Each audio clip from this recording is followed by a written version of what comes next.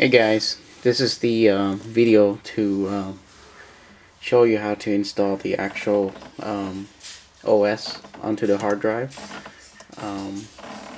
First we need to get into the BIOS by hitting F2 when it posts.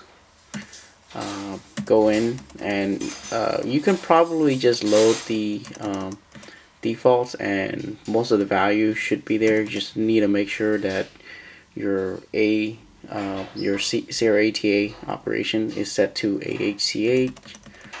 You probably want to leave multi-core support.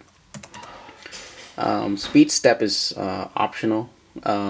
If you want a CPU to run always at the max, go ahead and just turn this off.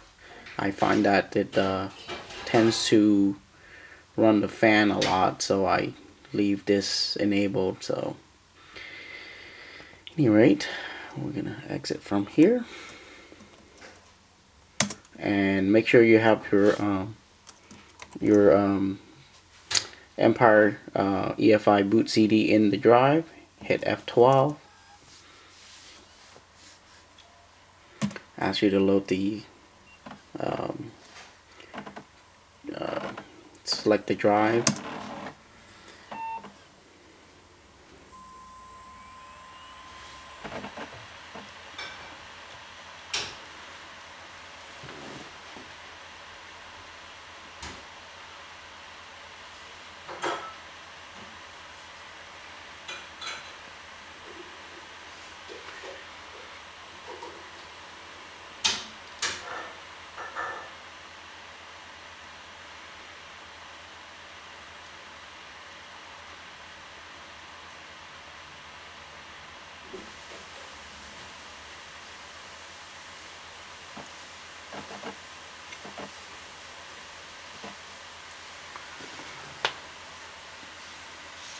As you can see, your default options are EFI, boot CD, or OS X. I had the portion on the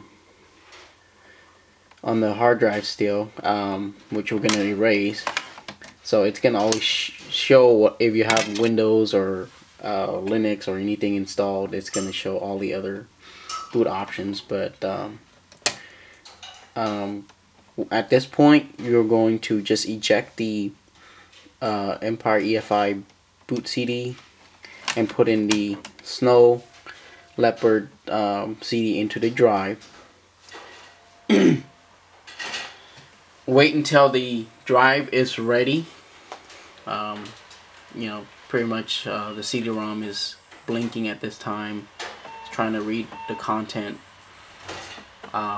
Just wait until it's done.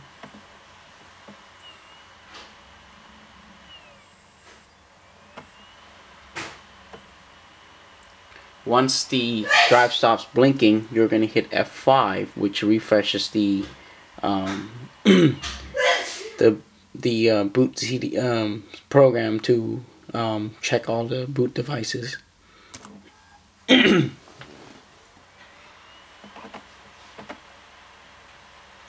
And now you should have Mac OS X install DVD.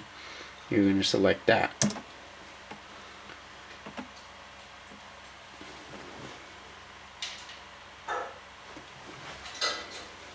Keep in mind this is Empire EFI. I believe it's 1.08, not 8.5. Shouldn't make that much of a difference. If you're using the newer one, it should probably still work.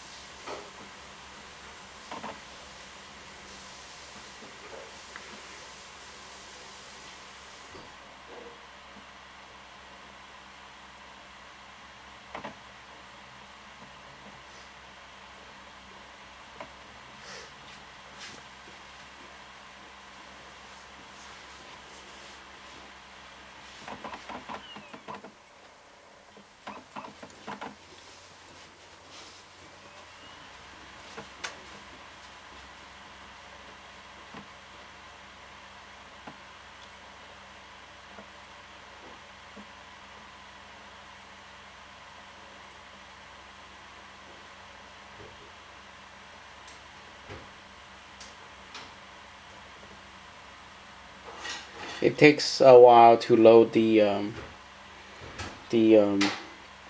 Snow Leopard installer, so you have to be patient at this point. Of course, if you probably have a faster processor than what I have, it might go faster, but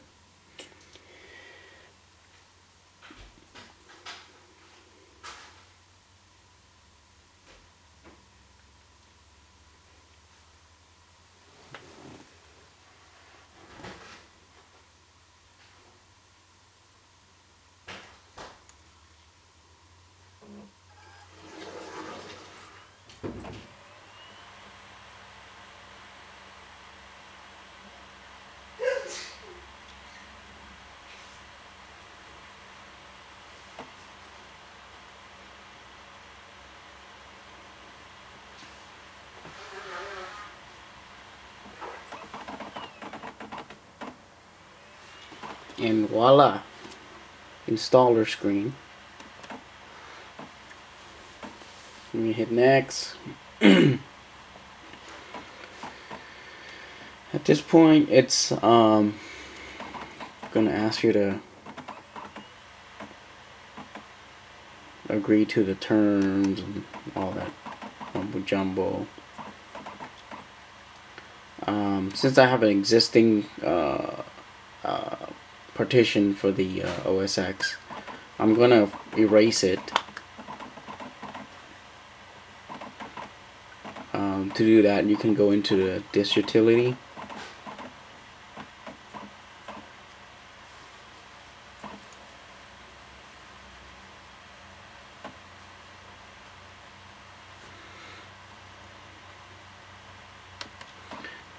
Going to select the actual drive.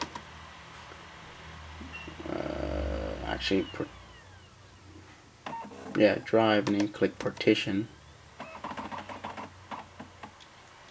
And easiest thing to do, if you just if you're gonna try to dual boot or anything like that, you might want to select the partition, or you can resize the partition however you want.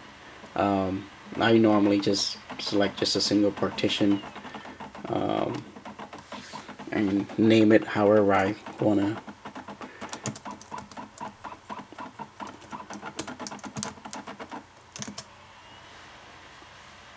Everything pretty much is, you can just leave as default. Then you hit apply.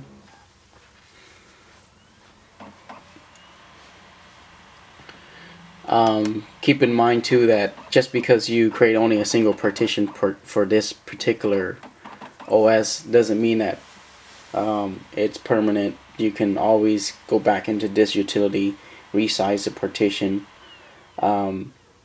so that you can load other OS or whatnot. So whatever works for whatever you want to do. There are other guides to dual boot Linux as well. So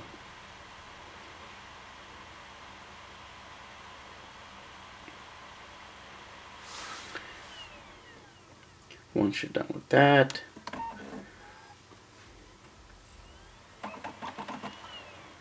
select the install, and that's pretty much it for the installation process. The next video will be the post installation. In order for you to if I haven't got to the video for the next one, and if you guys want to play around with it, you can simply just use the EFI boot disk in order to boot into your installed hard drive. You should be able to get to your Mac. As I explained earlier, if you saw the screen before I hit F5, that was the option where you can use the EFI to boot into the install. The post installation process will be where we have it, where we have Chameleon to install on the hard drive as a bootloader instead of having the EFI boot CD in. So